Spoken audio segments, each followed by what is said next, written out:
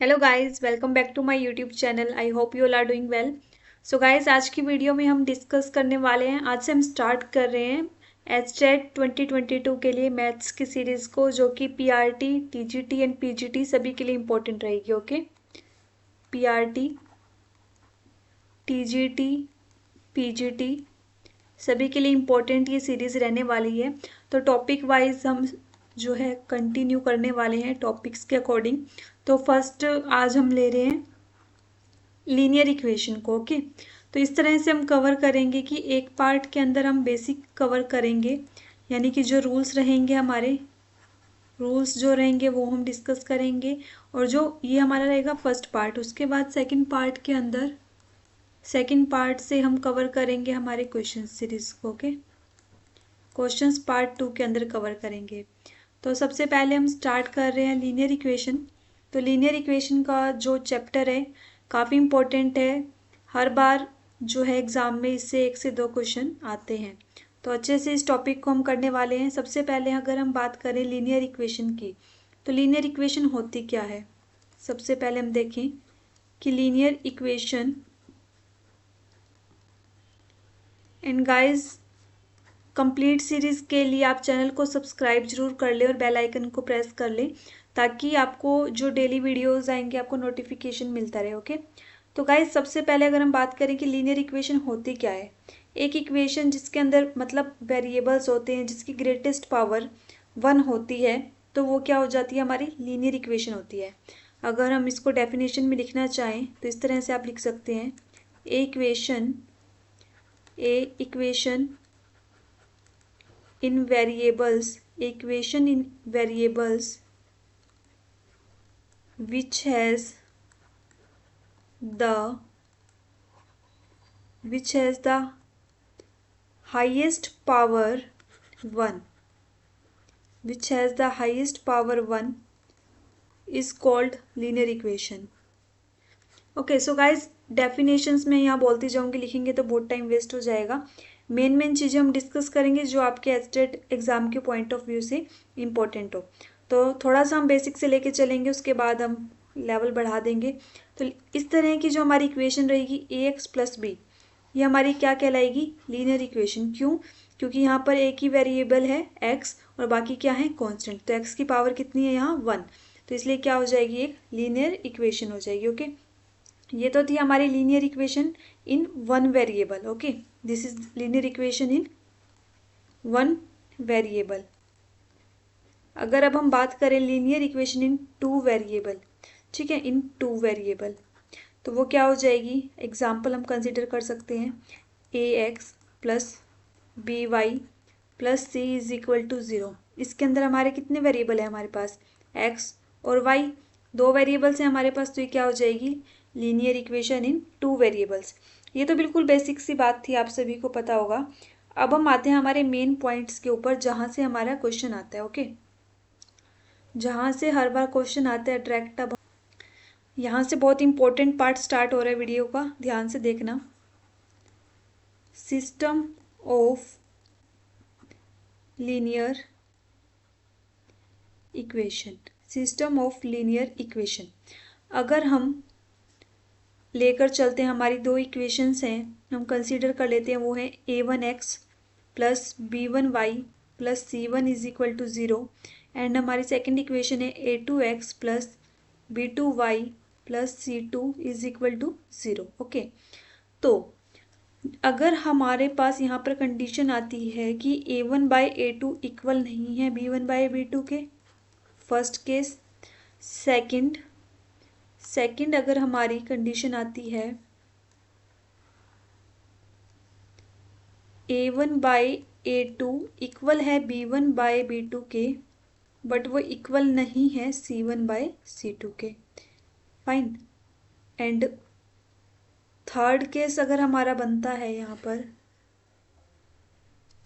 Third case a1 by a2 is equal है b1 by b2 and it is equal to c1 by c2। तो इन cases के अंदर क्या रहेगा, जब हमारा a1 बाई a2 इक्वल नहीं है b1 बाई b2 के, तो आपका ग्राफ कुछ इस तरह से बनेगा। ये हो गया आपका एक्स एक्सिस वाई एक्सिस। तो ग्राफ इस केस में जब दोनों इक्वल नहीं है, ठीक है, जब दोनों इक्वल नहीं है तो यहाँ पर क्या करेंगे, कोइंसाइड कर जाएंगे, पॉइंट कोइंसाइड करेगा यहाँ पर, ठीक है। ये इक्वेशन होगी हमारी फर्स्ट इक्वेशन की और ये हमारा हो गया सेकंड का। आप ले सकते हैं ये हो गया हमारा a1x plus b1y plus c1 is equal to 0 के लिए, और ये लाइन हमारी बनी है a2x plus b2y plus c2। अभी हम मेन पॉइंट पर आएंगे, थोड़ा सा ये बेसिक जरूरी है। तो ये क्या कर रही है, एक पॉइंट पर इंटरसेक्ट कर रही है, ठीक है। तो इस केस के अंदर यहाँ से क्वेश्चन आता है, ध्यान देना इस रूल की तरफ। इस केस के अंदर क्या हो रहा है कि ये क्या कर रहे हैं, इंटरसेक्ट कर रहे हैं वन पॉइंट पर। तो जब ये इंटरसेक्ट कर रहे हैं तो ये होगा कंसिस्टेंट। कंसिस्टेंट और इनकंसिस्टेंट का मतलब मैं अभी आपको बताने वाली हूँ क्या होता है। और अब क्योंकि एक पॉइंट पर कोइंसाइड कर रहे हैं तो इस केस में यहाँ पर हो जाएंगे सो यूनिक सॉल्यूशन, या फिर आप कह सकते हैं वन सॉल्यूशन, यूनिक सॉल्यूशन, या फिर आप बोल सकते हैं वन सॉल्यूशन। ओके, तो सबसे पहले इससे पहले हम पॉइंट पर आ जाते हैं कि कंसिस्टेंट और इनकंसिस्टेंट क्या होता है, ठीक है, ताकि यहाँ से आपको क्लियर हो जाए कि कंसिस्टेंट सिस्टम क्या होता है और इनकंसिस्टेंट क्या होता है। Consistent and inconsistent of linear equation. Okay, तो गाइज इस केस में जब भी कोई सिस्टम ऑफ इक्वेशन है हमारे पास, अगर उसका एक या एक से ज़्यादा सॉल्यूशन है, अगर एक या एक से ज़्यादा सॉल्यूशन है तो वो हो जाएगा कंसिस्टेंट। ओके, तो यहाँ डेफिनेशन अगर मैं लिखूँ, any system of equations, any system of equations which has one or more solutions is called consistent। Okay, जिसके एक या एक से ज़्यादा सॉल्यूशन होंगे वो तो हो जाएगा कंसिस्टेंट, और इसका अपोजिट क्या हो जाएगा, इनकंसिस्टेंट। मतलब कि द इक्वेशन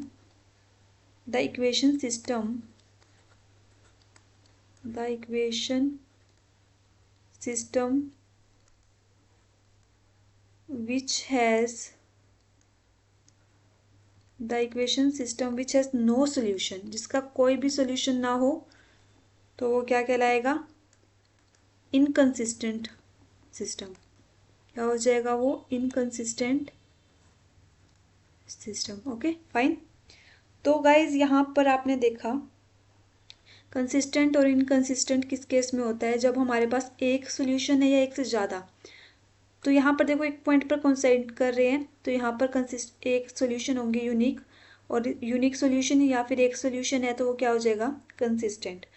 इस केस की अगर हम बात करें कि a1/a2 इक्वल है b1/b2 के, लेकिन वो इक्वल नहीं है c1/c2 के। ओके, तो इस केस के अंदर हमारे पास क्या होगा, ग्राफ इस तरह से बनेगा।